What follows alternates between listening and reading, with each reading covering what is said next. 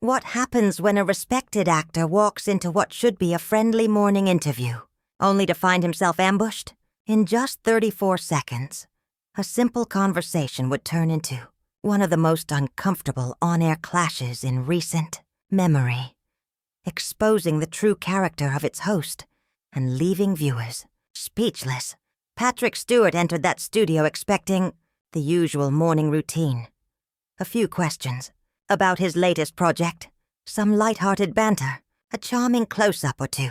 But the moment the cameras began to roll, something felt off. The air was taut, the smiles too practiced, and across from him, Lorraine Kelly's eyes gleamed with a kind of poised anticipation. The look of someone ready for a confrontation she had rehearsed.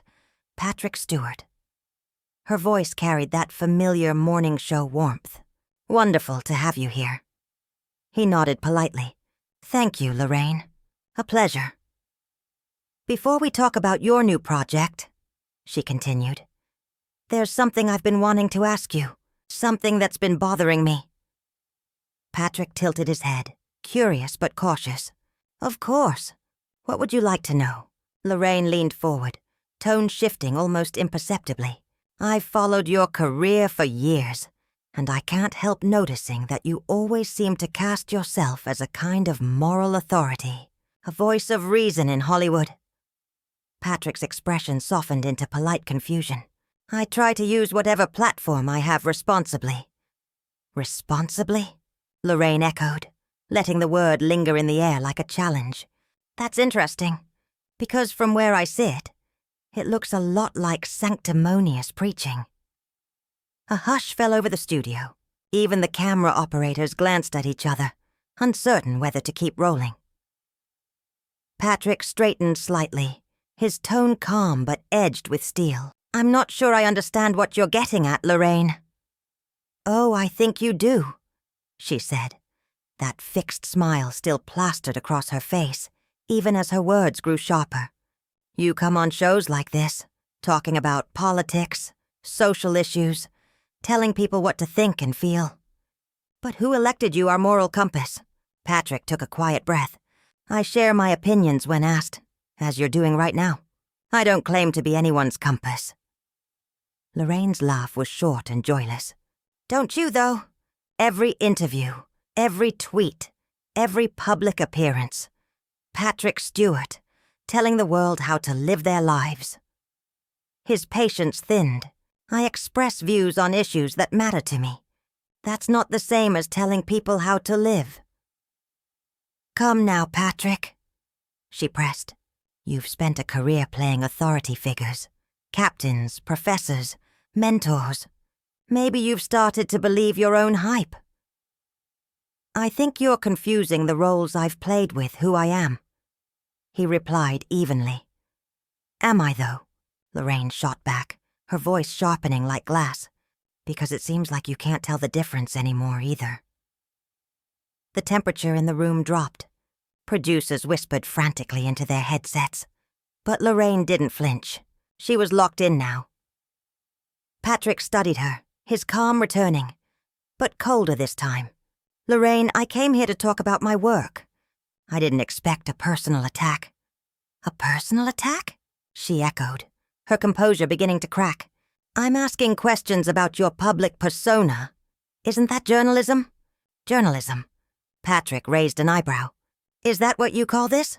Because it feels a lot more like an ambush." Her smile faltered. "A setup?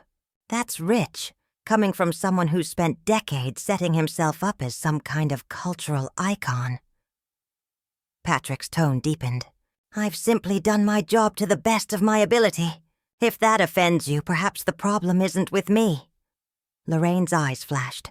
"The problem, Patrick, is that you've forgotten your place.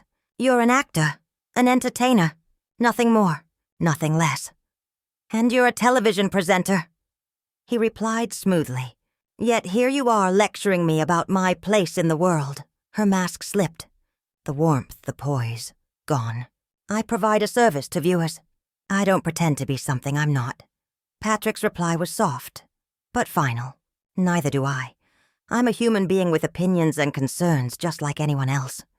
The only difference is, People listen when I speak. And that's exactly the problem. Lorraine snapped, her voice rising now, stripped of charm. You think being heard makes you special, that it makes you important. Patrick looked at her for a long moment, and something in his expression shifted. The confusion faded. What replaced it was pity.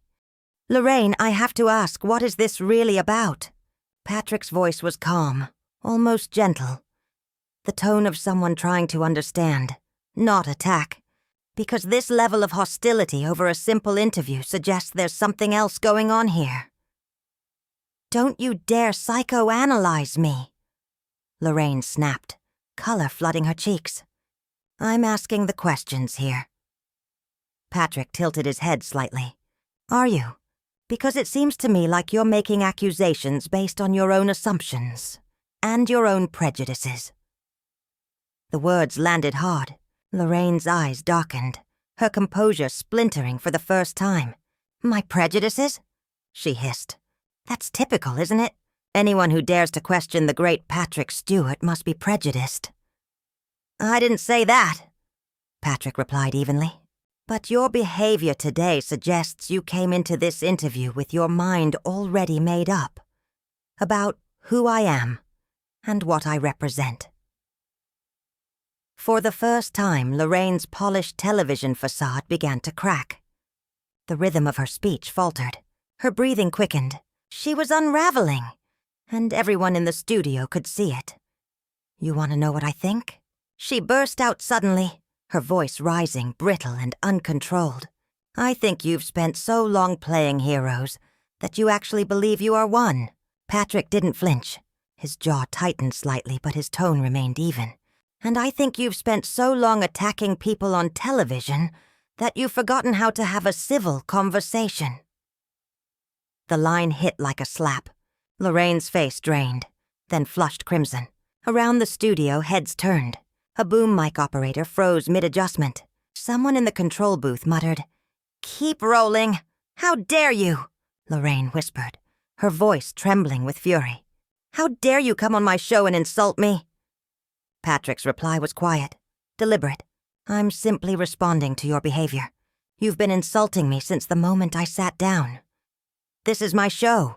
Lorraine exploded, her voice echoing through the room. My show, my rules, my questions. Your show, Patrick agreed with a calm nod. And your reputation, which is being destroyed with every word you speak. That stopped her cold. The words hung in the air, heavy as stone. Lorraine's eyes darted to the cameras, the sudden realization of millions watching dawning in her gaze. But instead of backing down, she laughed, a sharp, bitter sound. My reputation? That's funny, coming from someone who's made a living pretending to be other people. Patrick leaned forward slightly, his eyes steady. At least when I pretend, everyone knows it's an act. The line hit harder than any insult. Lorraine's mouth opened, then closed again, soundless. The studio fell silent except for the faint hum of the lights. She was trapped, and she knew it. You think you're so clever, don't you?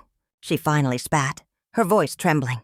Sitting there with your perfect diction, your theater training, looking down on the rest of us. I'm not looking down on anyone, Patrick said firmly. But I am beginning to wonder why you invited me here, if you had no intention of conducting a professional interview. Lorraine laughed again, the sound brittle and hollow. Professional. You want professional. I'll tell you what professional is. Professional is showing up every day, doing your job, connecting with ordinary people, not lecturing them from some ivory tower. Patrick's brow furrowed slightly. And what tower would that be exactly? The one where I work with charities? The one where I support causes I believe in? Or perhaps the one where I try to use what influence I have to make the world a slightly better place? Each word was measured, calm, restrained. But they hit like hammers. Lorraine's breath came faster now. Her fingers trembled around her cue cards. Make the world better? She mocked, her voice breaking. By telling people what to think? By shoving your politics down their throats when all they want is to be entertained? Patrick shook his head slowly. I don't push anything on anyone. People are free to agree or disagree with me. Unlike some, I don't claim to speak for everyone." Lorraine's tone faltered, her confidence slipping. "What's that supposed to mean?" Patrick's reply was almost sorrowful. "It means you've spent the last 10 minutes telling me what I think, what I believe, and what my motives are, without ever once asking me about any of them." Silence. Lorraine opened her mouth, but no sound came out. The control room was dead quiet. Even the audience watching from home could feel it. The balance of power had shifted. Finally, she found her voice. "You know what your problem is, Patrick? You think you're better than the rest of us." Dick looked at her. Not angry, not smug. Just tired. "No, Lorraine. My problem is that I expected better from you." The words struck like a blow. Lorraine recoiled, her face cycling through disbelief, anger, and something dangerously close to shame. "Expected better from me?" she whispered. For a moment, something human flickered in her eyes. Vulnerability. Maybe even regret. "Yes," Patrick said softly. "I've watched your show. I've seen you interview hundreds of people with warmth, with grace, with professionalism. I know you're capable of so much more than this." For a brief, fragile heartbeat, the tension in the room seemed to ease. Lorraine's shoulders dropped. Her eyes softened. She almost looked like she might apologize. But then, just as quickly, the wall went back up. Her expression hardened, her tone venomous. "Don't you patronize me," she hissed. "Don't you dare sit there and patronize me." Patrick exhaled, his voice weary but unwavering. "I'm not patronizing you, Lorraine. I'm reminding you of who you were before all this. I'm trying to understand." Stewart began evenly, his tone patient but edged with disappointment. "Why someone with your experience and talent has chosen to conduct themselves this way." "This way?" Kelly shot back, her voice rising. "You mean honestly? You mean asking real questions instead of lobbing softball after softball?" "I mean aggressively and unprofessionally," Stewart replied bluntly. "There's a difference between tough questions and personal attacks. That did it." Kelly's composure shattered, her face twisted with anger, her voice cracking into something raw. "Personal attacks? You want to see a personal attack? Fine. Let me tell you what I really think about actors like you. You're parasites. You contribute nothing to society except fantasy and escapism. And then you have the audacity to lecture the rest of us about real-world problems." The studio went silent. Even the camera operators froze. Stewart stared at her, not in anger, but in quiet disbelief, as though seeing her for the first time. His expression hardened from disappointment to something close to disgust. "Parasites," he repeated softly. "That's what you think of actors? Of artists? Of anyone who dares to have an opinion you don't share?" Kelly's confidence faltered. The words hung between them, heavy and electric. She seemed to realize she'd gone too far. But the damage was done. Millions were watching, recording, waiting. She began, but Stewart raised a hand. "No," he said calmly. "You've said quite enough." He rose from his chair with deliberate control, every movement measured.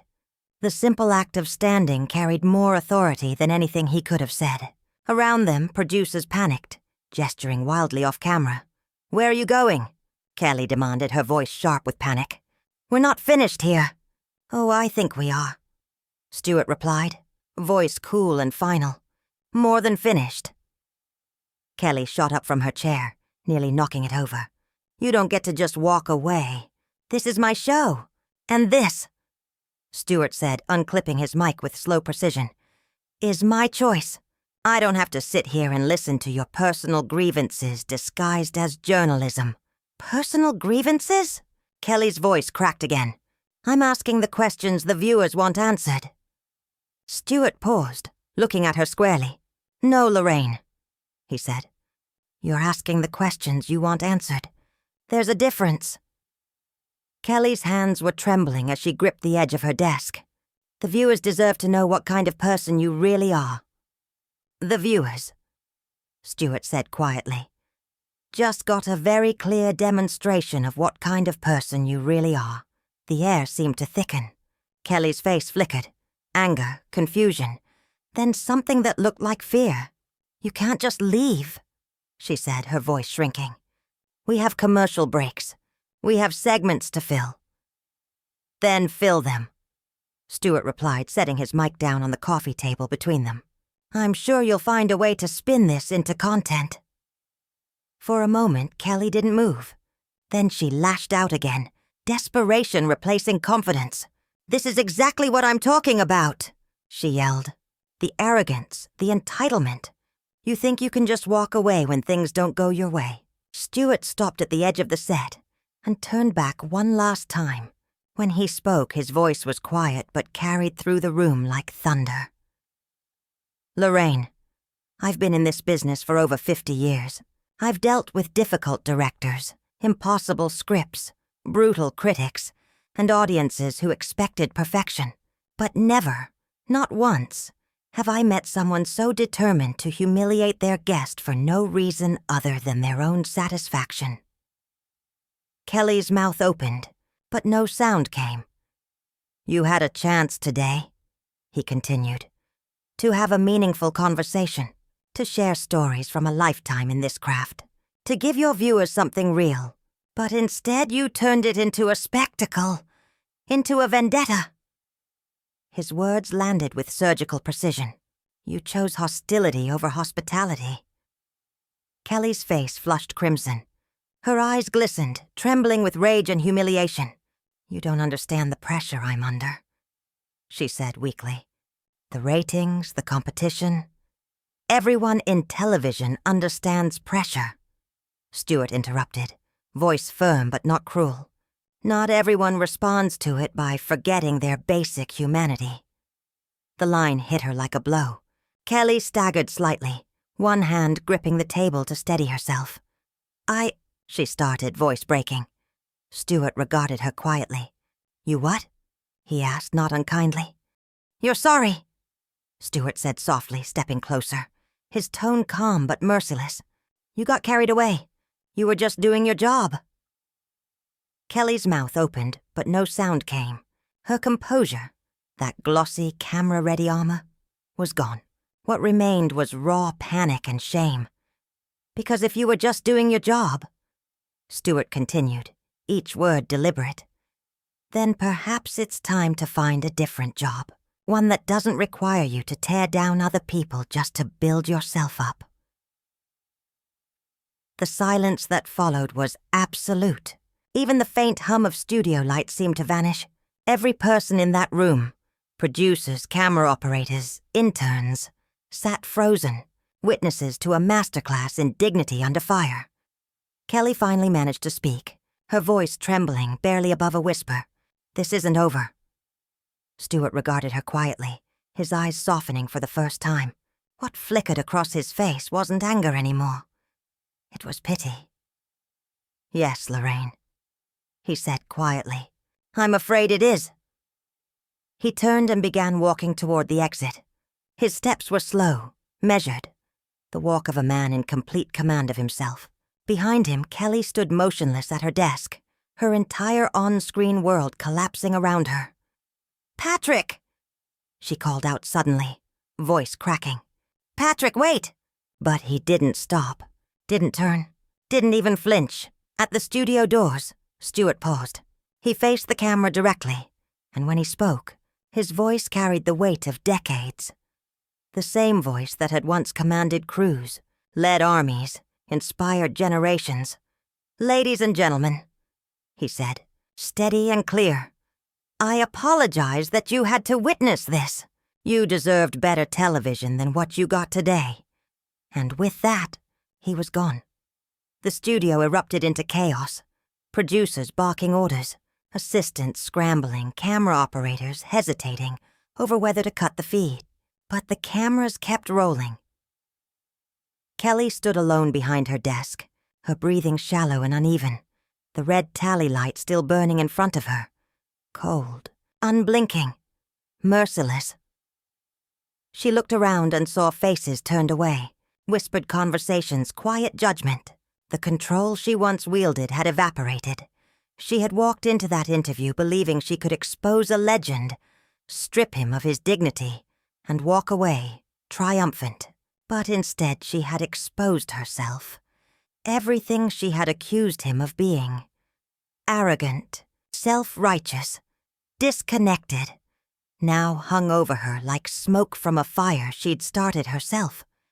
And as the red light blinked steadily on the camera, broadcasting every second of her downfall to millions, one truth became undeniable. Lorraine Kelly hadn't just lost control of the interview. She'd lost her reputation, live in real time. And there was no taking it back.